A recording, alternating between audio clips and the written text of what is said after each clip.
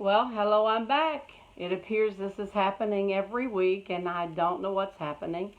I think I owe you an explanation. My phone is charged. I have Wi-Fi, plenty of Wi-Fi. Everything is as it should be. And after about 15-20 minutes, I'm kicked off of Facebook, and it has taken me this long to even get back in. At times, the live option did not even show up. So I just wanted you to know that if you have any suggestions, I'm welcome to them, but open to them. But I don't know what's going on. So I'm going to finish this sermon today. So I want to ask you, what are you doing during this time of sorrow, and during this time when that things seem to be in a turmoil for many of us? And as I was just speaking, Paul and Silas, they prayed, and the Lord got through the jailhouse door. He opened the doors, and Paul and Silas were miraculously delivered, and the jailer and his household was saved. But you see, one of the saddest things I think that is going on right now are the people that are in the nursing home. And it's people that the older people that we cannot get to. And I know that many have created ideas or created things that they can do so that they can talk to their loved ones, maybe FaceTime. Some are actually going and standing outside of the nursing home and talking with them through the window as much as they can and showing them different things and taking the grandchildren. But some of you are not able to do that.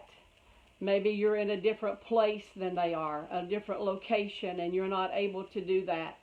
And your heart is torn. And I think one of the saddest things today is isolation, where they isolate the people in the hospitals and will not allow them to have visitors. Yes, they opened some of them back up, but it wasn't long until some of our hospitals are again shut down. So this is a very sad thing to me, and I know that it is to you. But there are some things that we can't do anything about, as far as telling them I'm coming into the nursing home and I am going to see this person. We are abiding by the rules and by the law. So what are we doing? We can pray for them, because God can get through those walls.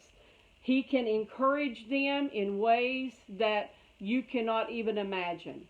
He can help them physically. He can help them spiritually. He can help them emotionally. He can help them financially. He can help the people that you love that you cannot get to, because God is everywhere. The wonderful thing is, I pray here, and God is where you are also. He is where I am, but He is where you are. So when I pray for you or you pray for me, He is in both of those places, and He can get to both of us. And He can answer the prayer that we have prayed. And instead of worrying and instead of just being sorrowful, let's take that sorrow to the Lord. He said, pray that you do not enter into temptation. Pray that you will be strengthened. Pray that you will be helped. And as you pray for yourself and others, you are going to be strengthened spiritually, physically, financially, emotionally. He has everything that you need, and He strengthens us as humans. He is a wonderful, wonderful God. Paul said that at one time that he sought God for something that bothered him. An angel that was an angel from Satan actually that came and buffeted him. And because everywhere that he went, he was persecuted. And he had such great revelations of God. You know, so many books in the Bible are written by Paul, that an humbling experience was this angel from Satan that buffeted him. And he said, lest I should be exalted above measure through the abundance of the revelations. And he said, I prayed about this. And I sought God 3 times, please deliver me. I don't like going to places and being beaten. I don't like going and being thrown out in the street. Please remove this angel from Satan that goes ahead of me and talks to people and disrupts things and causes me such trouble. And the Lord said to him, lest you should be exalted above measure, I've allowed this. But my grace is sufficient for you. My strength is made perfect in weakness. Paul said, therefore I will glory in my infirmities, that the power of Christ may rest on me. So there are times when that God does not move something from our life, but he gives us the grace to go through that. And by us going through that, it is a testimony to the world around us that no matter what is going on in our life, that we stand faithful to God because we have been praying and allowing God to live through us. And it shows, if everything went well, maybe the world would look on us and say, well, they serve Christ because they have everything. But when we lose things or we're distressed like they are, everybody has trouble. Everybody goes through different things in life that causes heartache and sorrow. But the wonderful thing about having Christ in your life is that he gives you the grace to come through that and the power, and it's not in your own ability, but you know that it is in his. But I again ask you, what are you doing during this time of sorrow? There's nothing wrong with cleaning your house or cleaning your yard. The disciples, before they began to follow Christ, they were fishermen and they made a living by fishing. You know, it's not wrong to go to work, but you are the one that has to find time to pray. You have to find the place to pray. You have to find how long you should pray. There are times that you may go to prayer before the Lord and you're enjoying it so much that you just want to stay there beyond whatever time you think that you allotted for him. But you see, you are the one that has to do this. I remember doing a singles conference at Waimama, and they had given me topics to speak on, and one of them was prayer. And the last night of the convention, we went in and I spoke on prayer. But I asked the lady that was over me, that was over the state, I said, what if we just pray? You know, many of these people have been to conferences on prayer. They've read books on prayer. They know about prayer. What if we just take that hour and pray and do nothing but pray? Instead of teaching and talking about it again and encouraging others, let's just do it. Well, the best that I remember, we did pray, but we also had a teaching and a lesson about prayer. So today you can read books about prayer, but that doesn't get the job done. We can go to conferences and learn from each other about prayer. We can hear testimonies. I was going to bring you some examples, but I decided not to.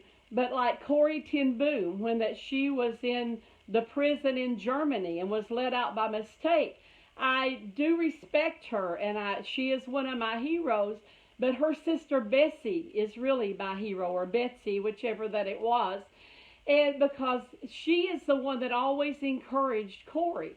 She encouraged her, and she prayed for the animals that you couldn't see in their barrack. And come to find out, the guards actually would not come in there into their barrack because there were fleas.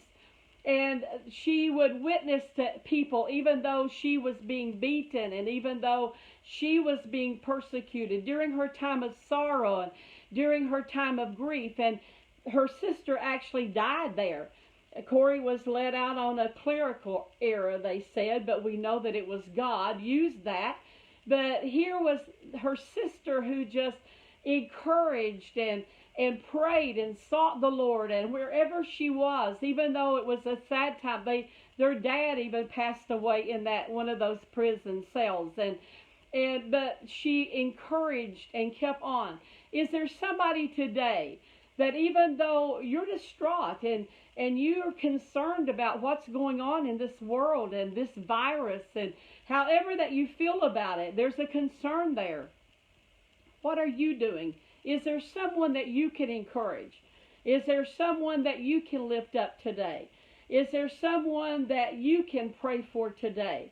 And you say, well, there is, but when the Lord puts them on your heart, when they come to your mind, just begin to pray for them, because God can reach them wherever that they are.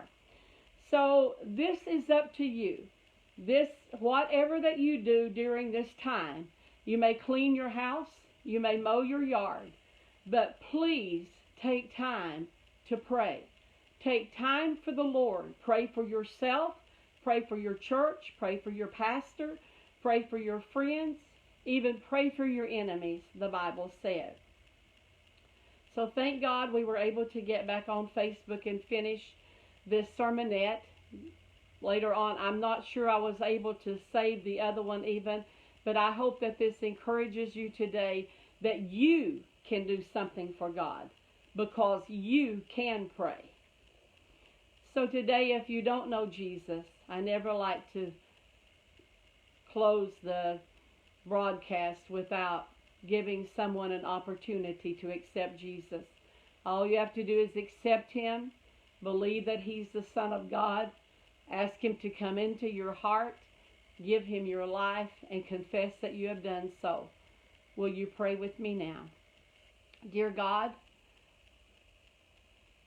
I believe that Jesus is the Son of God. I ask Him to come into my heart and forgive every sin that I have ever done. I open my heart to you. My door is wide open. Come in and live in me from this day forward. You said you would if I ask, and I've asked. And now I confess that you have come into my life, and I am now a child of God, because your word said you would come into my heart if I would ask, and I would believe, and I do, and I am saved. Thank you. We will work on this, and hopefully next week we will not be cut off.